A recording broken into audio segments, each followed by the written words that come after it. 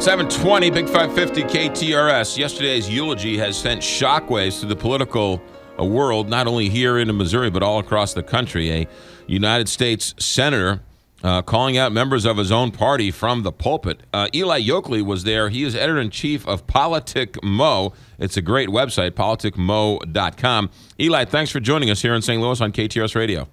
Hey, good morning, Carl. How shocked was the audience and the reaction as Senator Danforth said what he said? I mean, I think people were pretty stunned by the whole thing.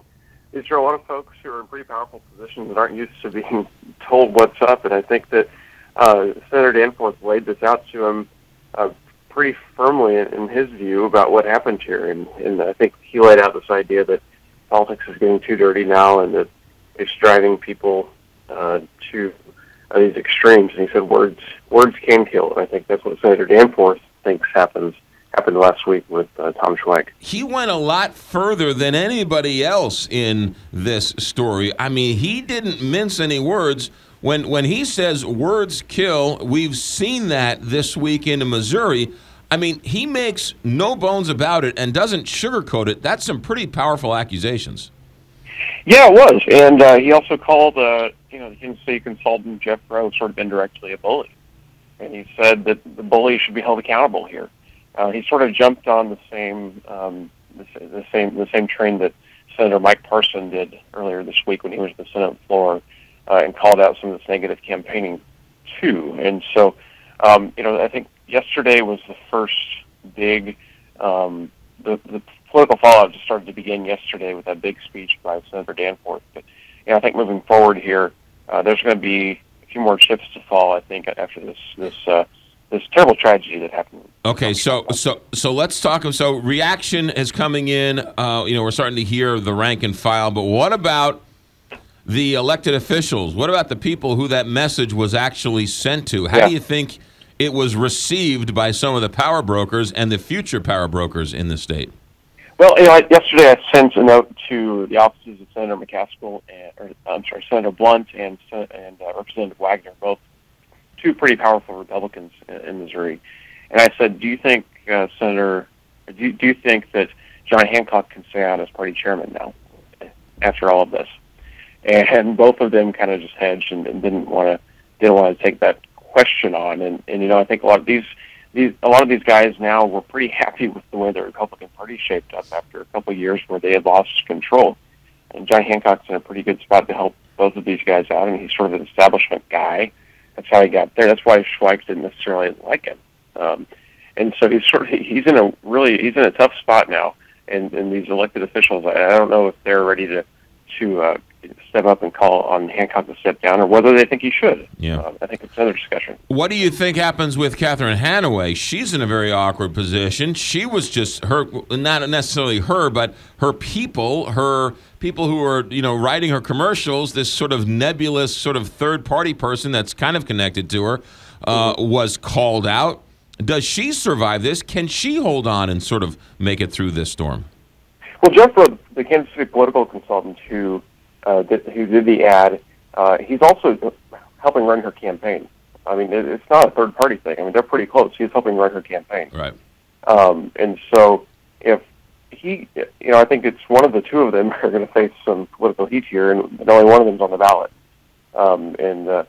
And she's in an interesting spot because she and John Hancock are close. She and Ann Wagner are close. And so a lot of these guys are sort of they're in the bunker right now because this is a pretty awkward time for everybody there.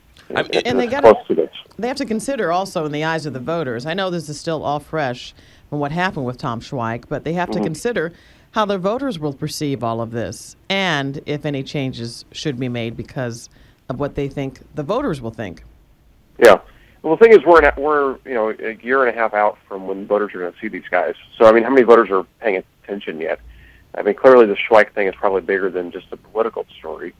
But the primary voters, especially where I come from in Southwest Missouri, I think they're focused on. I don't know if they're focused on something this far out, this early. So the dynamics here, we get a lot of politicians talking about, well, this should happen and we should change this, but the reality is that voters don't see these guys until next August. There's a whole lot that can change between now and then. especially in this governor's race, there's a lot of candidates that could still emerge here that could change the whole conversation. We might not see Catherine Hanaway on the ballot. Let's talk about some of those other candidates. One of them being this Eric Greitens, who is a war hero, has been rumored to be getting into the campaign. However, he's Jewish, which I don't think a lot of people know, not to cause more problems, but I think it's sort of an important point, especially after what's transpired over the last 7 days. You know, I didn't know that. He's been working Republicans pretty hard these last few weeks, quietly behind the scenes. You know, he has a campaign committee that says statewide office. He hasn't declared for governor yet. He's thinking about it. I saw him yesterday. He was at the funeral, and so was John Brewer, another Republican who's considering this office. They both have that military background. They're both business guys, and they're both outside the political world. Which I think, if you look at Senator Danforth's eulogy yesterday, I mean. These kind of blue blood, old school Republicans seem to be looking for somebody who's not in the political world, because they kind of blame the political world for killing their friends. So I think that moving forward, there's these outside candidates. I think they see an opportunity here that maybe didn't exist a couple weeks ago. Yeah, the other thing how this all plays out, and you're right, I don't think a lot of people who are busy raising their kids and going to school and working are actually watching all this inside baseball. But it can certainly rear its ugly head, and anybody can throw a campaign ad out there and sort of present it any way they want. Jason Kander, a well-respected public official, Secretary of State of Missouri, just announced that he's going to take on Senator Blunt. Mm-hmm. He's Jewish. And so you've got a situation where, Senator Blunt and his party was just called out by an elder statesman. And so this is, they're talking about what happens to the Jewish vote, which is a very powerful vote and a very sizable vote in the state. And some of these elections comes down to, razor-thin margins. This could do serious damage to the party. Yeah. Senator Blunt's wife's Jewish. Abigail Blunt, she's Jewish. But Senator Blunt sat next to Jason Kander yesterday at the funeral, and his wife was there with him. I don't know. I think he's playing this one pretty close because, like he does anything, Senator Blunt. Yeah. Because I don't think that he knows yet where the political fallout lands, and he sure doesn't want to get wrapped up into that. He's one of the most careful politicians in the state, and he's done pretty well for himself doing that, being careful. Let me ask you this question, Eli. Last question for you. PoliticMo.com. You're editor-in-chief of a great website, PoliticMo.com. Does what Senator Danforth said from the pulpit yesterday, do these political advisors, the commercial writers, the money people, did they hear that message? Are we going to see more of a less angry, less filthy, less dirty campaigns going forward?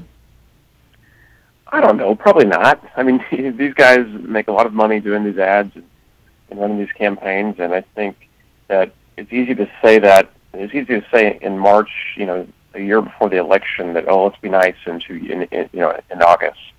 But I think at the end of the day, people like to win, and voters let negative ads work, and that's why they're so effective.